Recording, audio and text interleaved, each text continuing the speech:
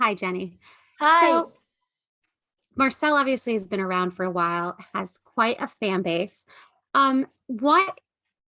What was the impetus for the Vimeo series kind of to begin with, which I know kind of ties into the last question a little bit about the creation of being a shell, but why a movie now after all these years?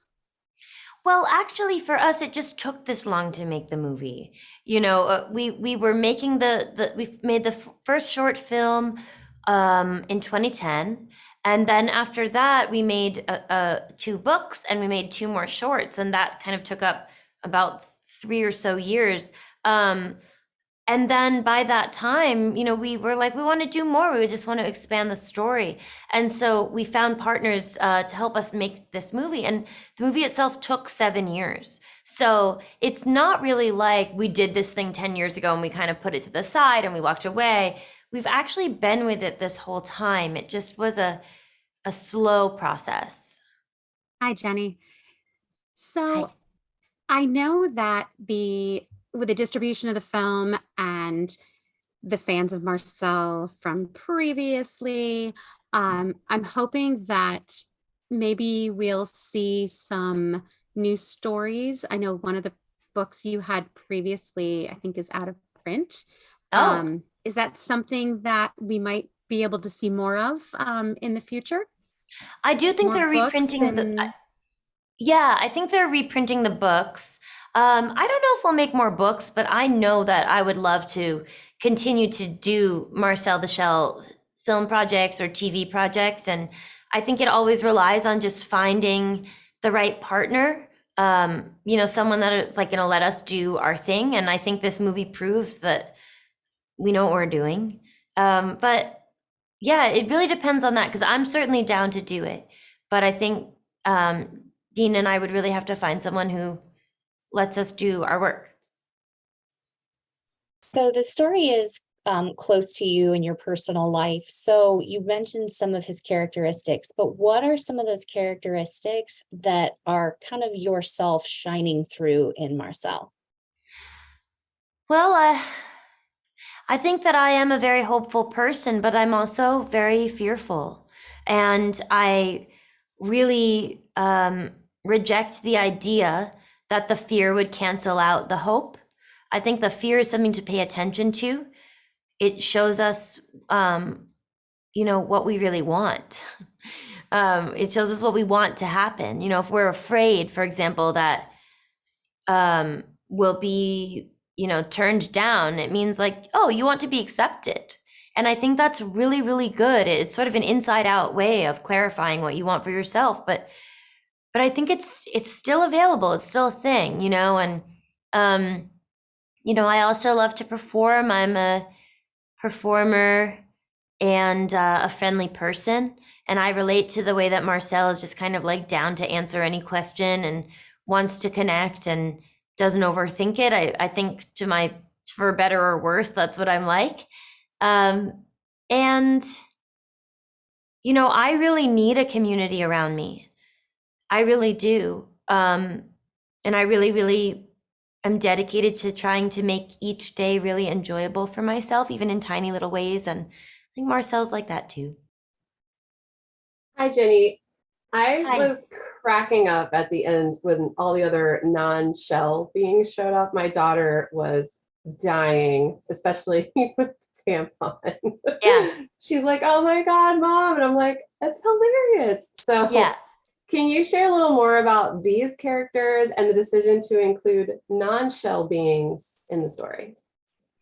Yeah, I mean, well, everybody in a family or everyone in a community obviously does not look exactly the same. And it feels really like an opportunity for such fun. I was not the person that designed those creatures. There's a wonderful artist who worked with us on the film who designed all of those little characters.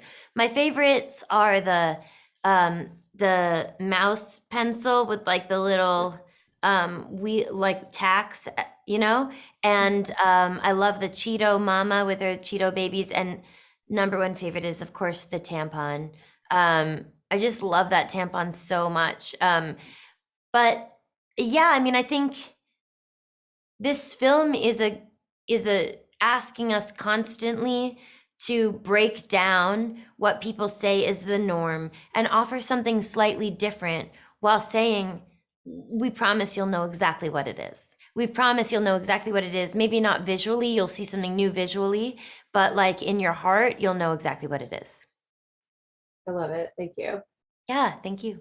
So the movie showcases a side of the internet and social media community that not many people highlight, the negative outcomes of memes and trending and viral stories, and the type of people that it can attract. So what was it that made you guys kind of go this route for Marcel's journey? Well, we tried to follow the truth. You know, I think that is like what a big part of this is. We try to find the truth. And the fact is, like, Marcel did get put on the internet in this way and blow up, and we wanted to see like what that might feel like for him. And whereas I've never felt like, oh no, like too many people are watching me. I don't one way or another, I don't think I've like really achieved that level of being like overexposed. I think that's a good thing. But I do think that in my own way, I became really concerned with or preoccupied with behavior that happens on the internet, and with the fact that like you can want so much from something that doesn't really have a mandate to give you that thing, or doesn't really feel an obligation to do that, or a responsibility. Like, in every way that it's wonderful that it's a group of people, it's also can be shocking and let you down that it's that same group of people. It is a real free-for-all out there. And I think, you know, Marcel looking at it and being like, there's just so much nothing, is a feeling that a lot of people feel. And I think on the other end of that is like, there's so much nothing, there's so much nothing. I hope they give me something. I hope they give me something, you know, and it keeps you going. But I know that I started to feel like this just doesn't do it for me. You know, it's not giving me anything. I'm not getting it. I'm living off of scraps in terms of what this interaction is. At least for myself, I didn't like my own behavior. And so I took some time to really think about, you know, when you're on the internet or when you're on social media, like, just think about what you're doing.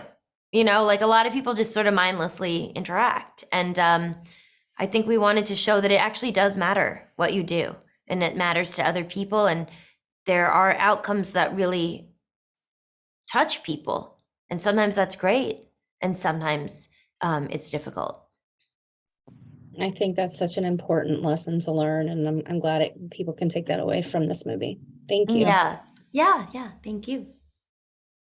I thought it was great that you got Leslie Stahl to show up and interview Marcel, considering that was one of his and Grandma Connie's favorite shows. What was that like bringing her on?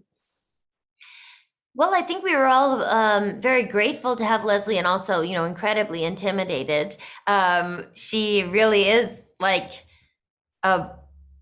she's a powerhouse. And she came onto our set with a full 60 Minutes crew that we asked her to bring so that it could be like the most, you know, true to life representation of what it would be like to be interviewed on 60 Minutes. So she brought all of them, and, you know, she arrived ready to go. And it was really, really, really fun. It was, you know, being Marcel in a totally new setting. It was great. I loved it. It was a great surprise. Thank you.